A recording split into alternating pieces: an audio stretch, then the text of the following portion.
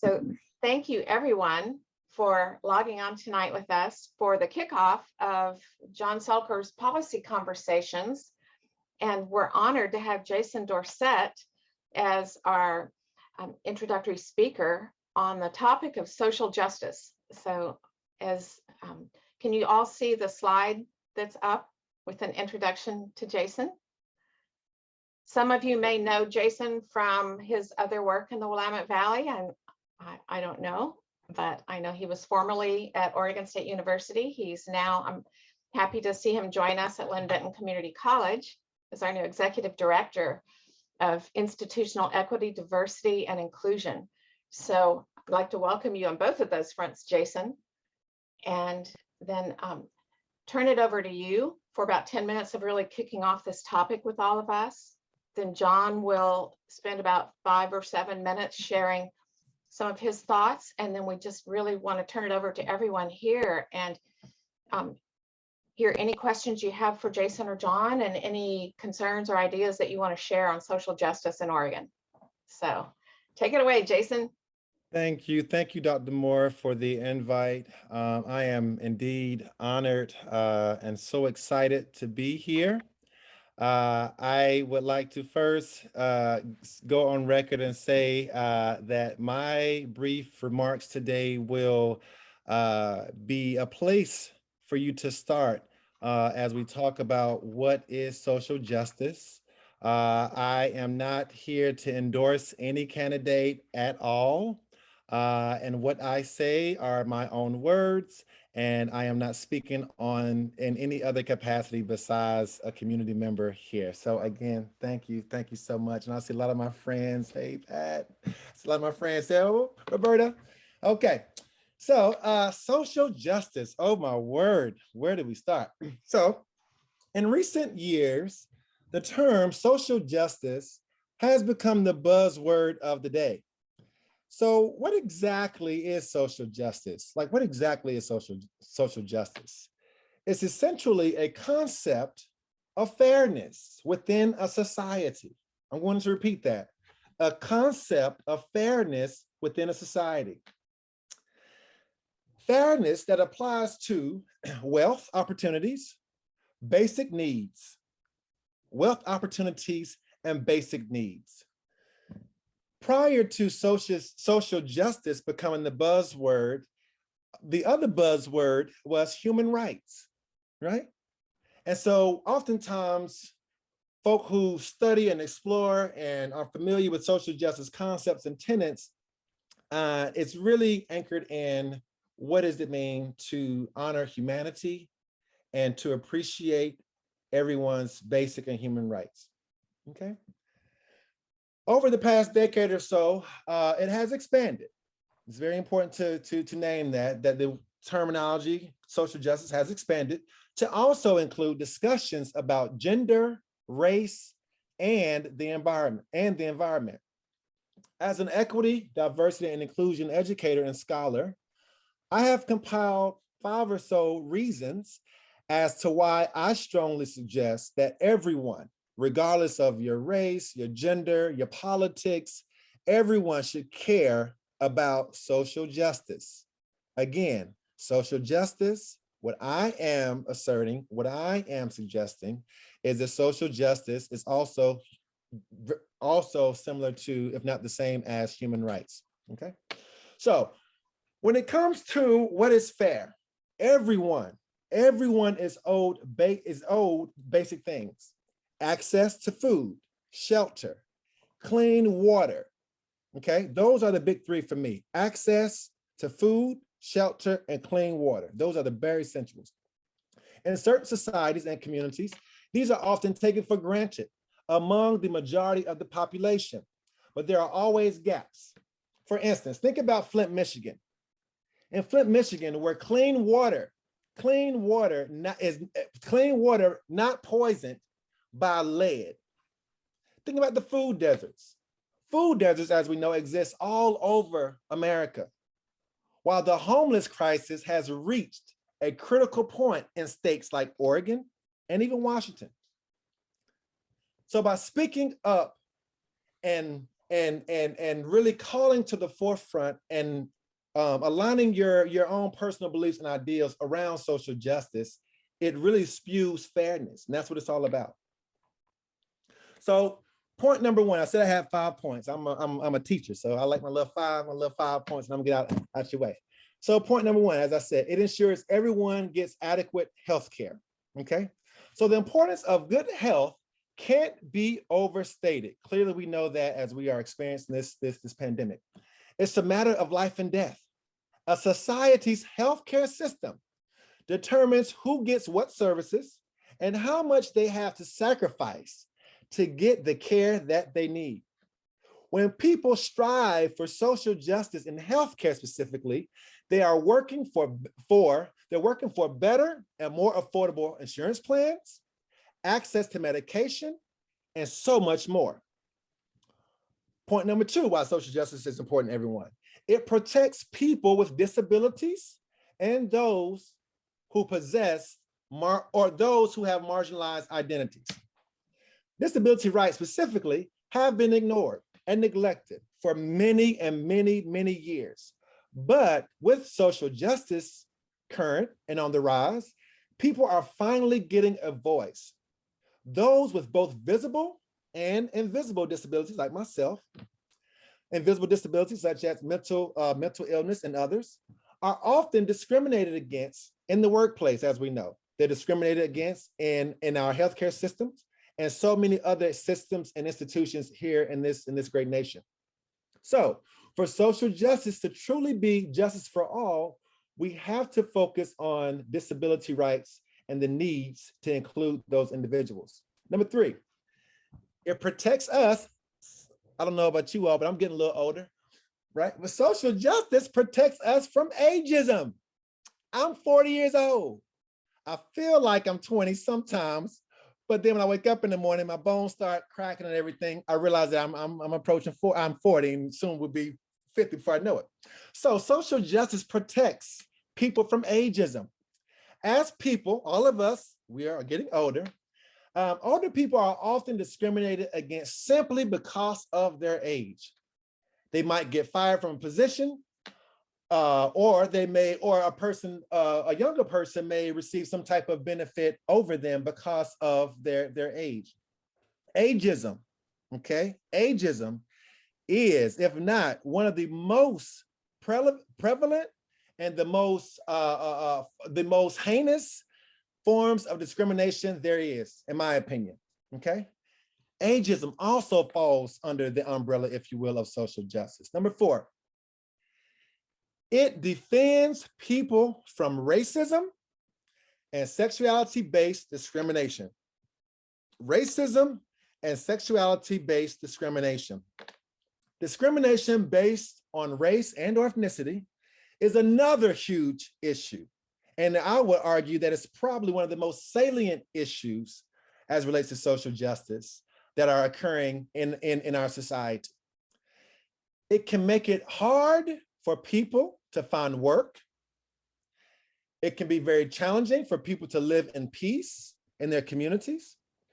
In terms of sexuality-based discrimination, oftentimes it's very difficult for folk to marry the individuals who they love and to be with who they want to be with because of the gender dynamics, right?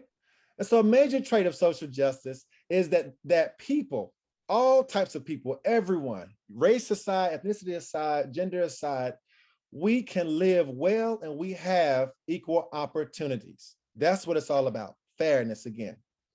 Number five, it helps, here's the business case for folk who seem not to understand why this work is so important, right? It helps promote economic equality. It boosts our economy, right? The gap, and we know this, I'm sure John is already well aware of this and others, the gap between the rich and the poor seems to be expanding. It's getting wider, the have versus the have-nots.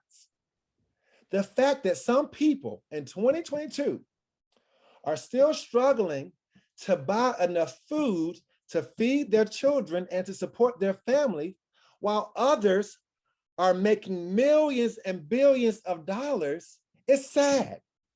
It's downright awful. Equality doesn't mean that everyone is rich, okay? But it should mean that everyone is able to meet their basic needs and live without being afraid of a potential setback or afraid to just live and navigate through our life and through our community, okay? And here's a bonus one. So I said 5, I'm giving you a bonus one because I'm an educator. It helps improve our educational opportunities for the kiddos. It does. It does. As we know, a good education is crucial to the ending of the cycles of poverty, giving everyone the opportunity to fulfill their dreams.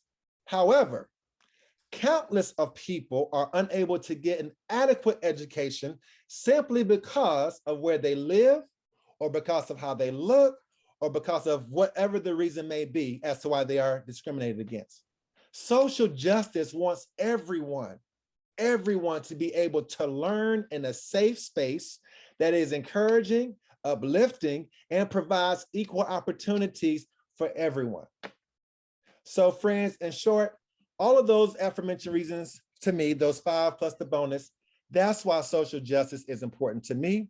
That's why I believe that social justice should be important to everyone, regardless of your political affiliations. And it is of an extreme benefit to everyone. So thank you so much, Dr. Moore. And John, I will yield my time to you. Thank you. Thanks so much, Jason. I really appreciate you coming today. And just these are conversations which we just have to remind ourselves and get ourselves reframed, and hearing new ways of putting it is super helpful. So thanks. I'm going to just kick off a little bit by saying a few words about myself. A lot of you guys know me, but I'm going to say a few words, and then I'll talk a little bit about my thoughts about social justice. So background, I grew up in Longview, Washington, where there was not a lot of social justice. There was a sundown rule, and people of different races couldn't marry. Just saying, in my lifetime, it's been we have really seen terrible things. But anyway, grew up in Longview, Washington. My family built a house, a 3-story wood frame house. So I started as a carpenter after I got out of school. And then I went on and did electronics at the National Laboratories at Brookhaven and Stanford. And then I decided anybody could make a new optical mouse, which is what I was doing. It's like, nah, I'm going to learn how to make cooking stoves, and went to Africa and Asia, developing fuel efficient, safer, clean cooking stoves for people. And then when Lori and I had got tired after 2 years of travel, we came back to the States, and I went back and looked for engineering work, and found that I was developing landing gear, new switches for Boeing landing airplanes. So they were having a problem with their switches. So I figured out how to fix their switches. And then if you have a compressor in your house, I probably developed a switch for that too, because they had Square D had problems with that. So I did a little bit of high-tech stuff, but basically when I was in Africa, I saw water was the transformative substance. That's where people could live or die. And so I decided I was going to study water. So I went back to graduate school, got a PhD in agricultural water management and engineering. And I came to OSU and I became an extension agent, researcher, and teacher, all 3-way split. So I got to help farmers up and down the valley working on their water problems and their irrigation problems and their pesticide, contamination. We got a huge number of things sorted out. It was really fun. Basically, a team of us were able to figure out what was going on with nitrogen, and the nitrogen management using cover crops and other things. We really got it sorted out, which was a heck of a lot of fun. I love my extension time. But then I focused on my teaching and whatnot, and I did okay, written about 250 peer-reviewed articles and books and stuff like that. And so I was kind of named a distinguished professor, and I was named a fellow in the Society for the American Geophysical Union.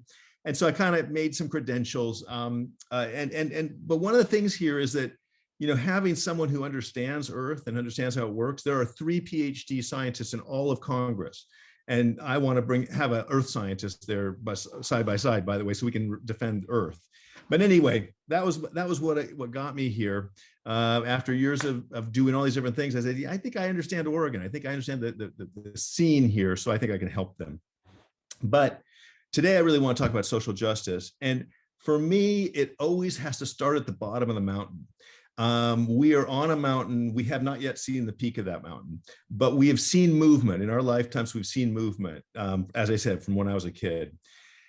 You know, we have to just simply acknowledge, here we sit on Kalapuya land, and we exterminated the Indians, the native people, as if they weren't people. That's where we were.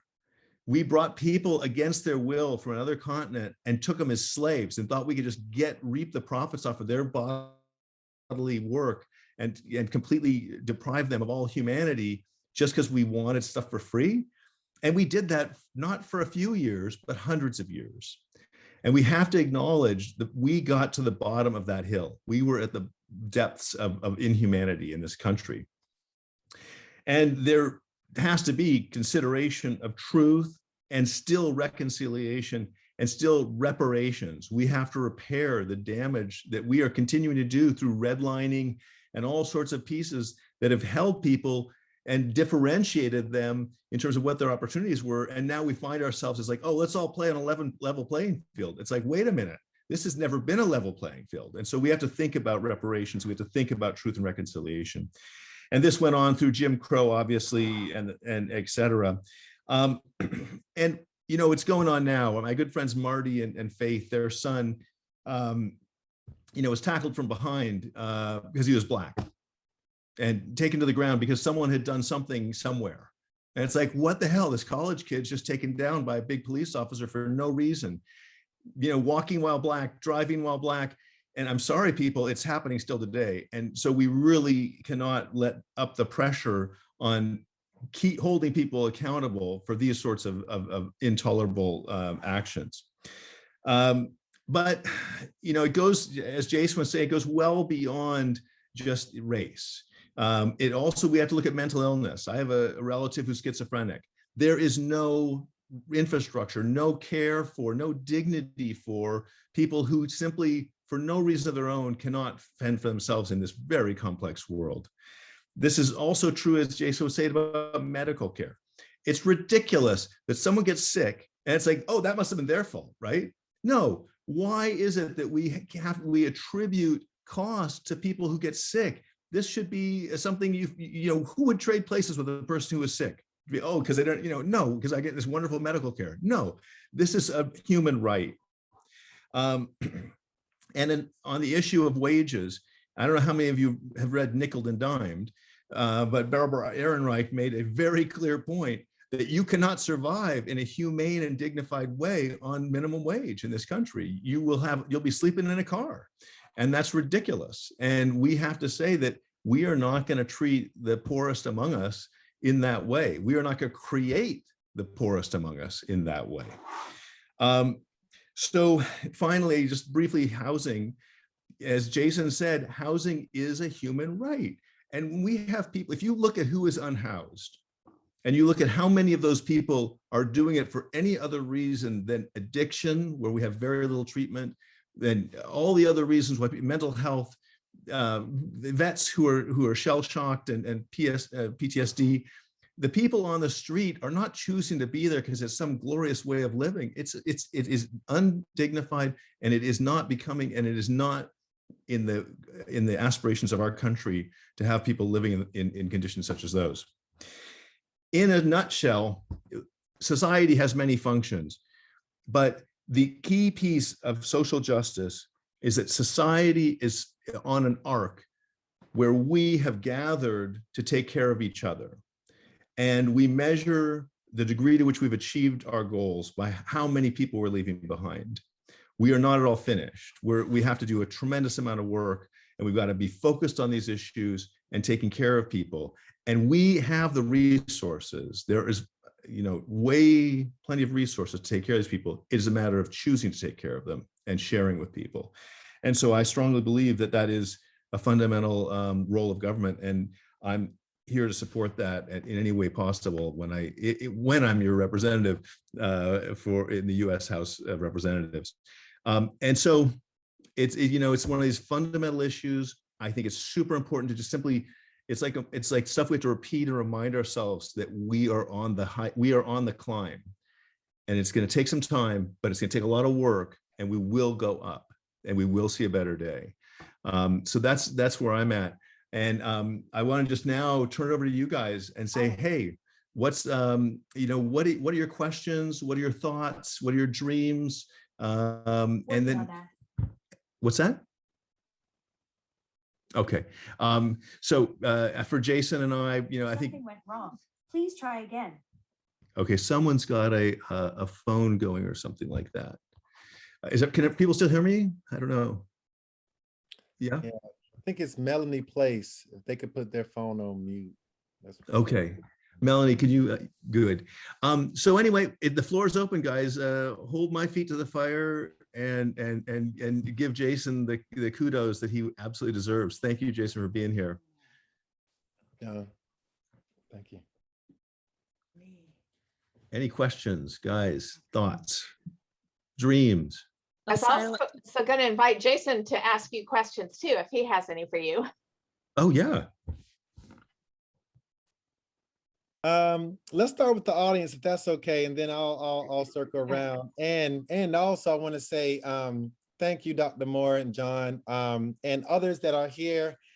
Please know that I am willing to engage in any conversation around social justice with anyone that is running for any public office. So please, I'm not running for public office. I don't have a dog in the fight at all, right? I'm just here to talk social justice. So please, I want to talk to everybody that I can. This is great. Thank you. Perfect. Can I ask a quick question to both of you? Sure. Okay. So I'm going to ask probably a fairly weird question because I'm coming from Alabama, right? So I completely sympathize with your point of views. I can tell you for sure, Jason, you made some excellent point, but until you came to your number 5, it will never resonate with the bigger public, okay? So I think what both of you should do is, if you really want to make a change, you need to reformulate as an economic problem. Because your first 5 points resonates as if, who is going to pay for it? Are we going to bankrupt this country? Okay. By the way, I'm an immigrant, and so I benefited from this country. But I grew up, I mean, for 33 years, I lived in Alabama, pretty much most of it. I also lived in Australia for a while. But these are wonderful people. People immediately say, oh, Alabamians don't count. No, they count, okay? And I mean, I may not agree with some of the political views, but I think the way to frame this problem as an economic problem and say social justice can make this country better. It can lead to, by engaging the labor force, which is a broader labor force, right? By educating people who are not educated, how much they can contribute. And how do you do that? I don't know that. I mean, that's why I'm a professor, and I'm happy to be that way, right? And I'll leave it to you guys. So I was curious, Jason, can you what do you think? I mean, if I challenge you that, are you just being a socialist, spending my money, rich people money, can you reformulate some of your thought process in terms of why should I, as an American, support social justice so it's good for my economic wealth of my kids and my future generation? Thank you for that. That is an amazing question. And I am from North Carolina, so I certainly can resonate with I'm sure some of your experiences from Alabama. And so I think for me, the ways in which I sort of laid out my sort of top 5 and the bonus, their number 6 around the sort of economic impact, I wasn't quite sure of the type of room I was walking into, honestly. Certainly, if I was walking into a room full of bankers, full of sort of economic developers, individuals who really get excited about the bottom line, I would have probably repositioned that bonus as to being the number 1 most relevant. So that was kind of because I didn't really know what type of space I was walking into. And it's very important that you, sort of be, have the gift to kind of read the room. Secondly, in terms of the economic case, what we do know, right? What we do know is by the year of 2040, we will experience what research is saying will be a demographic shift in which the majority, which for now are cisgendered white males, they will become the minority, right? And going back to your point, Professor, we are seeing in droves, more international, Black, brown, queer, more of those types of students with marginalized identities coming into college, entering to college, and also who will sort of feed into our workforce development. And so there lies the economic opportunity for us to invest now in justice and human rights for everyone, because what we will see is a shift. So that's my brief response. John, great question. Yeah, you know, Benjamin Franklin said a stitch in time saves nine. When you look at what it means for someone not to be educated, you've just you've rendered a human life in terms of productivity. People need to be educated right from age 3, 4, whatever. They need to be given the opportunity to have the skills and the understanding of our society to be productive citizens. Medical care, our wonderfully efficient medical care system. I mean, we are spending more money on paperwork than we are on people. And that's terrible. And it's not just. And so there's these false economies that people promote that, oh, we can't afford this. In fact, we can't afford not to do it.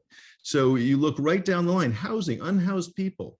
What's that doing for us economically? Look at the value of people moving out of cities, people, you know, being disgusted by US, you know, situations. No one wants to come visit here.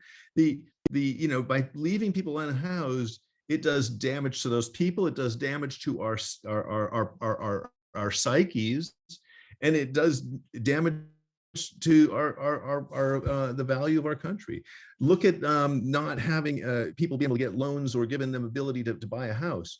You take generationally people who have not been able to accumulate capital, so they can't educate their kids and can't advance their families.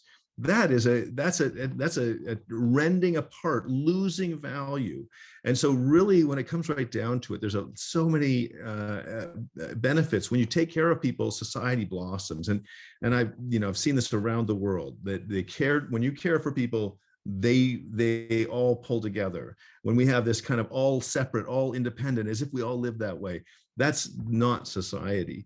So in fact, it is a good question about how it plays out economically, and we could do the spreadsheets on it.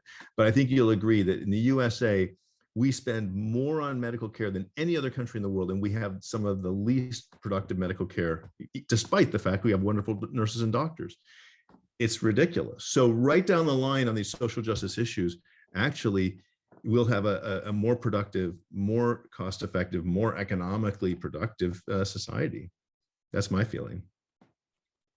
But I don't know, Jason, does that resonate with you? I don't know. Yes, thank you.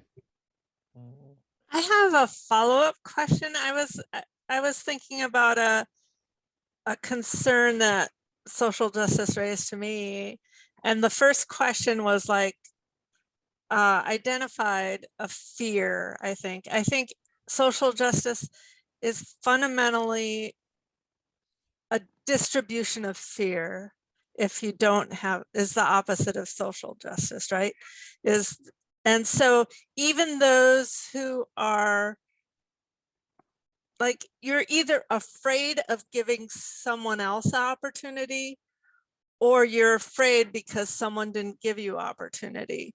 So if my worry would be economics, I'm afraid of losing because someone else gains. And that is the struggle I see in this, is that false economy John brought up. And if you care for people, it's good for all. And the view of that being socialism versus being losing the fear you have, whether you're a billionaire, you're afraid of losing your billions. You know, everyone's afraid of something. So how do we frame that? I think it's a framing question as well. How do you frame it that don't be afraid? We can do things together. How does that fit into the social justice message? Because to me, that's where I see is everyone's afraid. Thank you. And they've been sold a bill of goods. I mean, and that was something that Ronald Reagan could, I hope he's rolling over and over and over in his grave during this conversation. Basically he made out as if taking care of people was somehow taken away from other people, and it's simply a bill of goods. And that's the notion that people only work if they're afraid of being hungry. And this is simply not a true thing. I mean, people find meaning in work. People find engagement in work. They find community in work. And they also do, our society, we're so far from giving people that what they absolutely need not working. I mean, this is not a problem. So it is true, though, that that's been propagated through our society that somehow that taking care of people would be somehow taken away from them.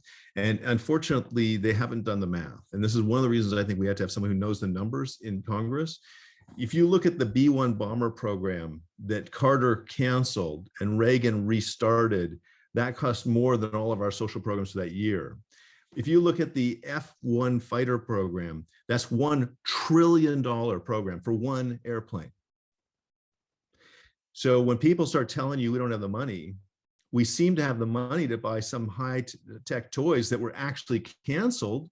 The Seawolf submarine program was canceled and they pulled it out of the grave because some guys up in Connecticut wanted to keep their dry docks going. So, you got to look at the numbers. We're spending $1 trillion here and $1 trillion there. We have the money. Are we going to send it to make war toys, or are we going to take care of our people and have people who bring joy, community, and prosperity to our country? I mean, so I agree. They've been sold a bill of goods. The guys don't do the math for them. They just say, oh, we're going to buy this nice new airplane. And then no one tells them that $1 trillion would be all of our social programs. So, that was one airplane. But anyway, that's my answer. Is it no, the money's there. We're doing some terrible math on Capitol Hill, and we got to get someone in there who actually knows how to do the calculations and make the case for people. I agree. I liked Valerie's question, and for both of you, John and Jason, if you want this idea to resonate, you need to somehow address this question such a way that even if you're a billionaire, you're going to make like 1.1 billion if you supported social justice, which I actually believe, because by bringing in people who are not educating people, what do you got to lose? Nothing, actually, right? And making people healthy, what do you got to lose? So, but I don't know how to frame that. That's why I'm not a politician, right? But for you guys, the challenge is you got to somehow convince your audience for the Valerie's question that, hey, don't be afraid. If you have $1 billion, we like you. And you know what? You support social justice, you're going to become a 1.5 billionaire. And here's how it's going to happen. Somehow you have to frame that problem. Otherwise, we're going to lose this argument. I think also is you might not have 1.5 billion, but you might not have to spend a billion on security because nobody likes you. Yeah, there's that too, Valerie. Other questions? Well, I'm just finishing the book called Just Mercy that's essentially about the death penalty and other issues regarding mostly mass incarceration of people of color, but also children and people with mental illness and so forth. And I know there's been a lot of talk about the Cahoots program, and it would be wonderful to get something like that nationwide. One of the things, when you have an educated society that is not always afraid, because I think that fear is a big thing. It's the wrong motivator for so many things. Then there is a lot less. There's a lot less to defend. Fewer people are desperate.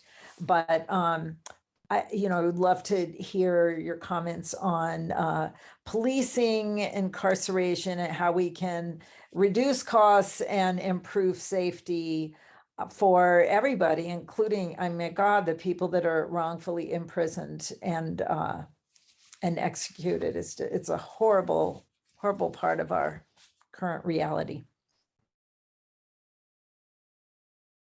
You want to start on that one, Jason? You want me to go for it? Go for it, John. Yeah, you're the politician. Yeah. Oh, great. Thanks. Well, I want to hear Jason's points also. Mass incarceration, we criminalized drugs according to the race of people who used them. And that was abhorrent. And to have the highest rate of incarceration of any kind, mostly being people who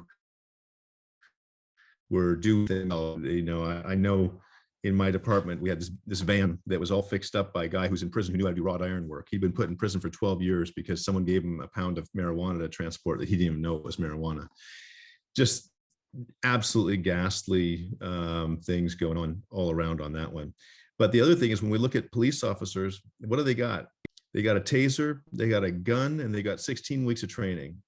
And you put that person in a situation where they're dealing with someone who's having a schizophrenic delusional event, and that does not equip them for handling that situation.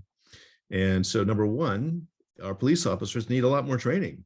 They've got to be, 12, 16 weeks is not going to cut it. They're dealing with extraordinarily complex, stressful, delicate situations. So they need more training. But the second thing is that we shouldn't be sending people with guns and tasers in to deal with people who have mental health breakdowns. And so models like Cahoots are simply sensible. And we take people who are really well trained, have master's degrees in social welfare and mental health and psychology, and have been trained deeply by peers and all that other stuff to deal specifically with those situations.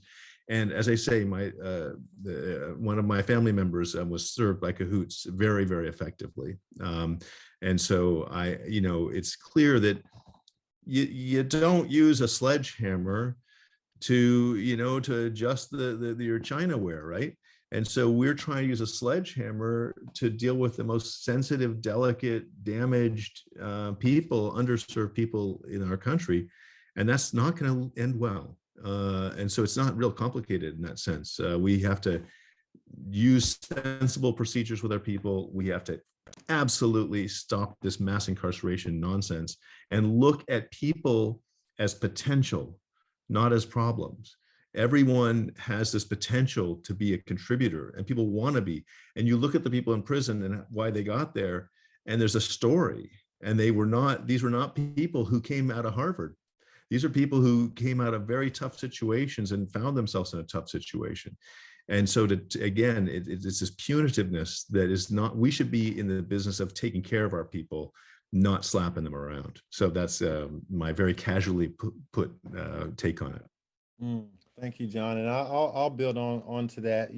What we do know is that mass incarceration is responsible for completely wrecking the Black and Brown community, hands down. We know that.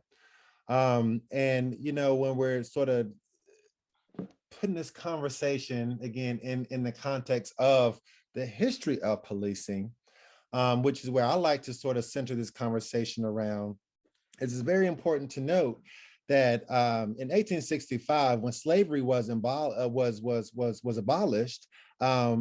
the next system that ushered in immediately following the abolishment of slavery and slave masters was policing. So the same tactics, the same approaches, the same ways of sort of handling people of color specifically, that's the blueprint. Slavery was the blueprint for that, and there was never any reckoning around, okay, we're ending slavery, and now this next system to quote unquote control people or to quote unquote keep law and order, what does that look like? So they actually put down one weapon and picked up another. So that's one. And then two, when I think about this whole, and I believe it was Reagan, at least that's the first president that I remember, but some folk can even kind of go back to Nixon, this whole war on drugs conversation, the drugs, the crack cocaine, the petty marijuana, whatever, the drug of choice may be, the ways in which those drugs enter into our Black and Brown communities was alarming. I mean, absolutely breathtaking. And then for an individual to be sentenced for simple, petty drugs such as marijuana or what have you. And again, I'm not saying that crack cocaine is good and we should all be out doing it by any means. But what I'm saying is that oftentimes what we see and what we know is the crime doesn't equate to the amount of time that folk are being given. And again, this has certainly plagued our Black and Brown community.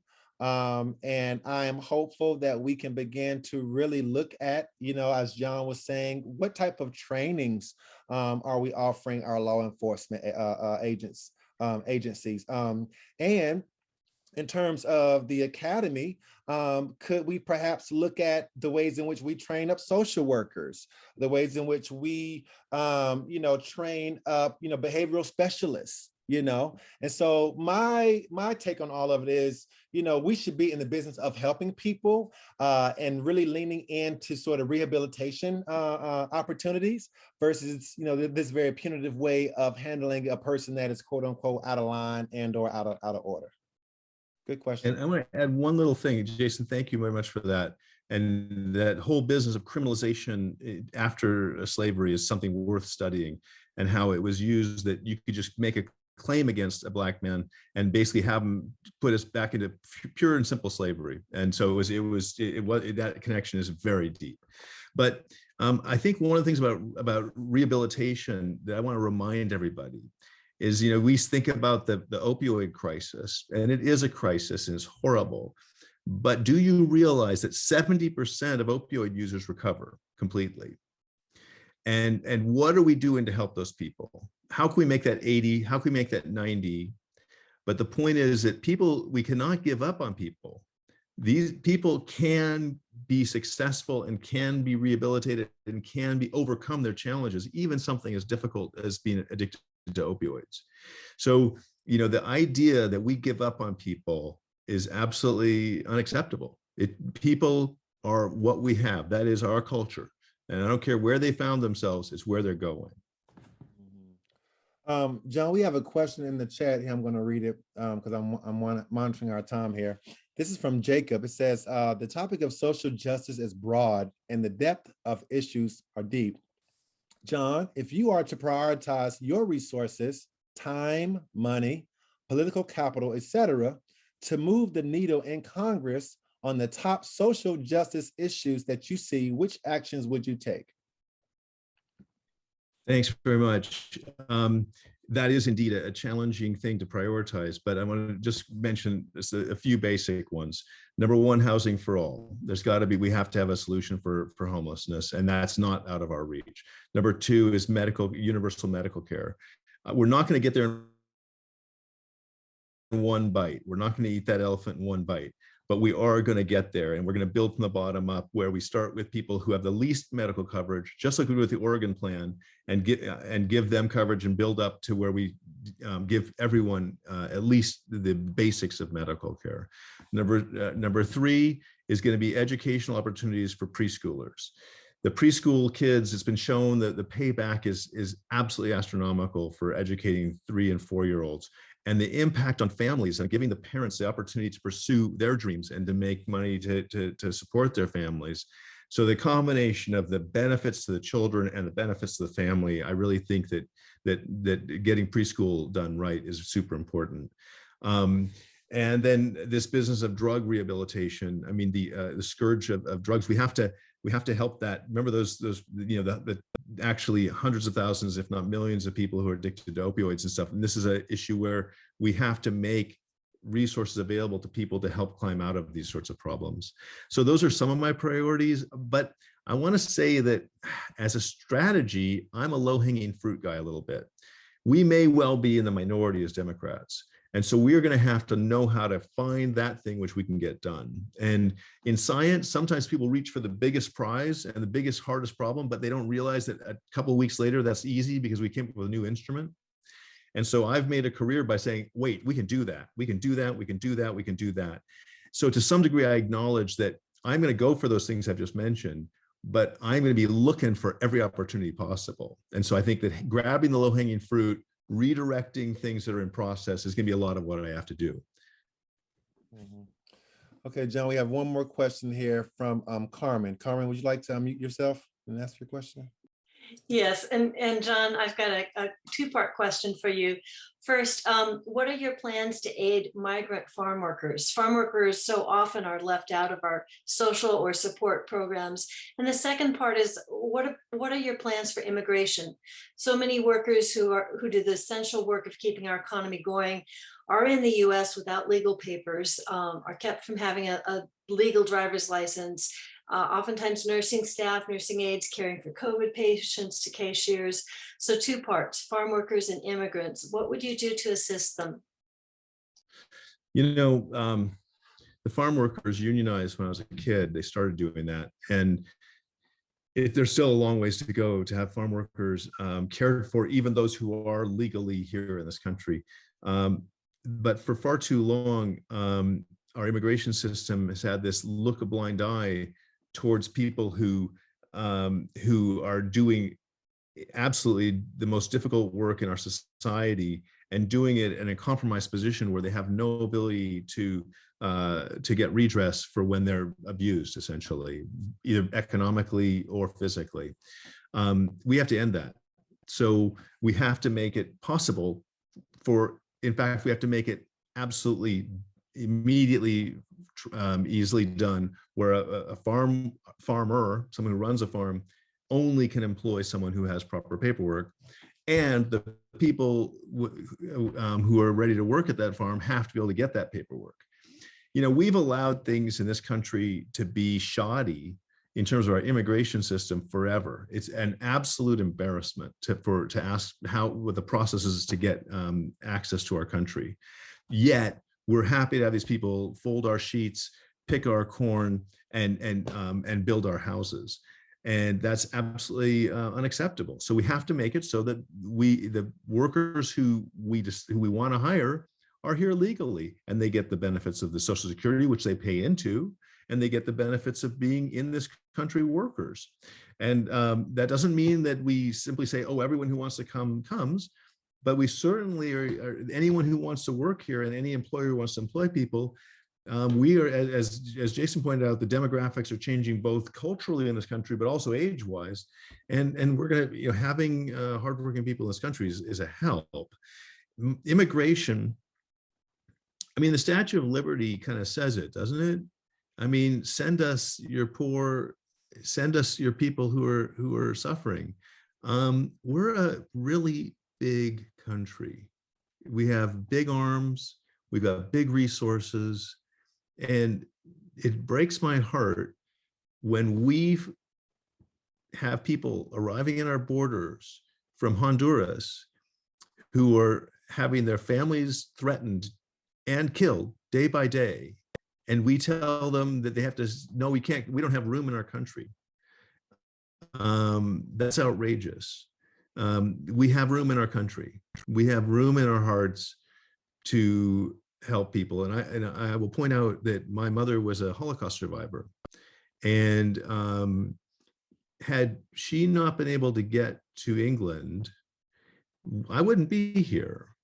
And why are these people who are suffering from Honduras or Guatemala or Haiti, why are they treated any differently than, no, we have big arms, we have big resources, and these people will be some of the most dynamic and contributing citizens we could ever have, because of showing them the graciousness of just helping them live humanely. So I'm not afraid of immigration. I think this country has had a lot of people like me who were immigrants, and my parents and my grandparents. I can only say that I look around the room, and I don't think we have any Native Americans in the room, I'm sorry to say. We're all immigrants here, I think. So what gives? That's kind of my take on it.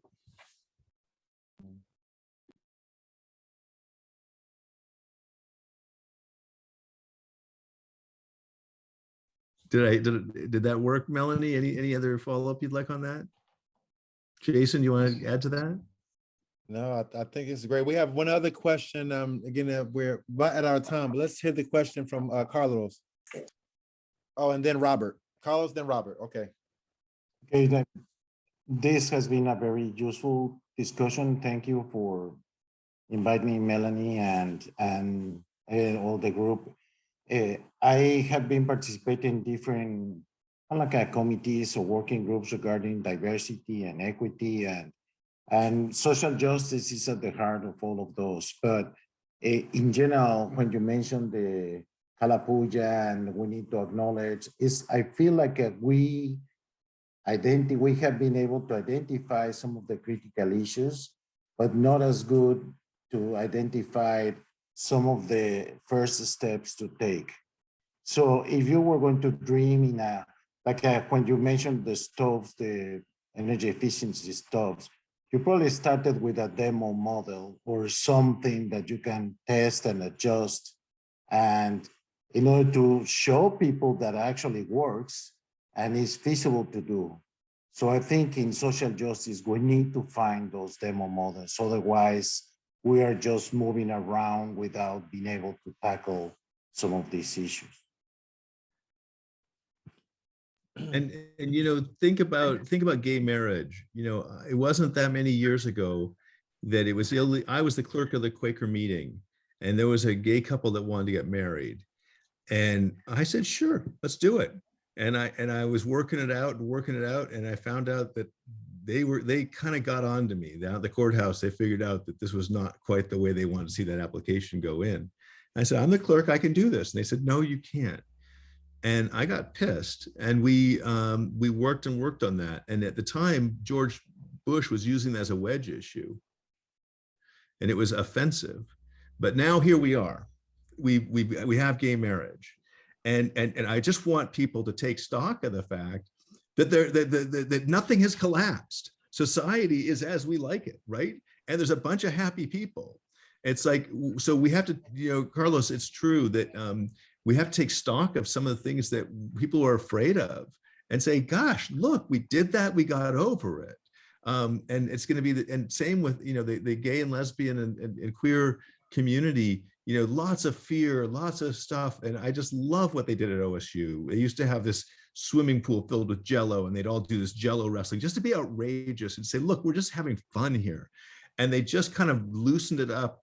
And all of a sudden people recognize that, wait a minute, this is actually really, these are vital people in our society.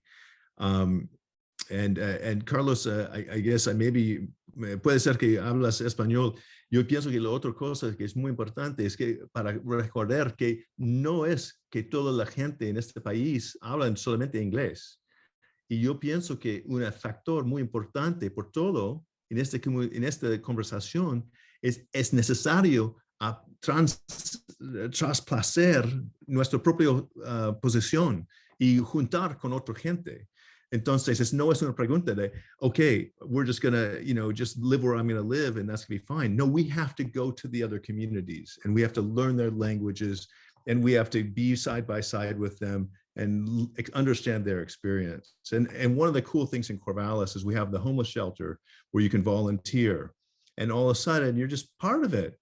And this type of opportunity, we have to get side by side with these communities. Sí, muchas gracias. Thank you. All right, we have, I think, our last question for the evening. Robert, you want to unmute yourself?